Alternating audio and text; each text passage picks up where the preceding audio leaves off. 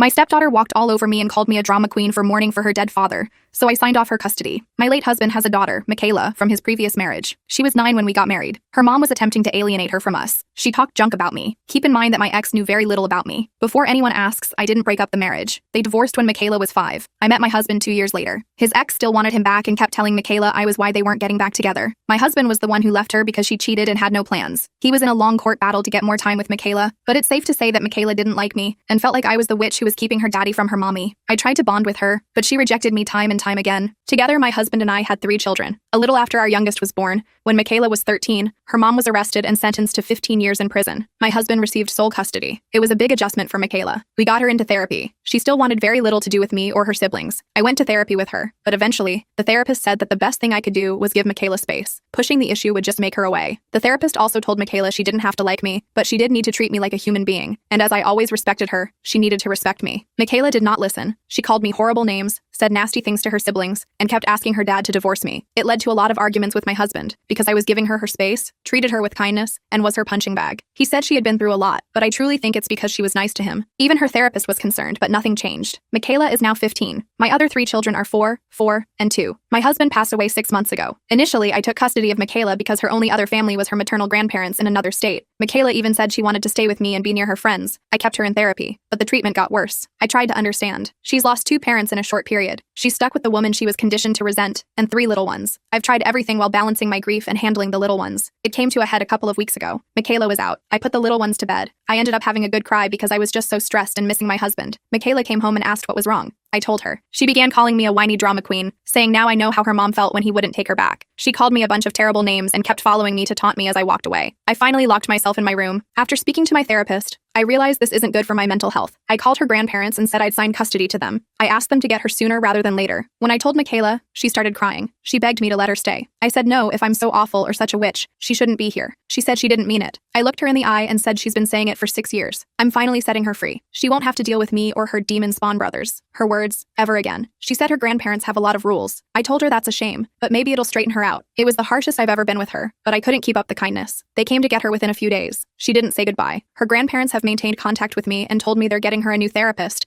and she'll attend a new school in the fall. I said I hope she does better. My husband's friends find this all to be incredibly cruel. She says I should have tried more, that shipping her off won't do any good. They say it isn't what he would have wanted.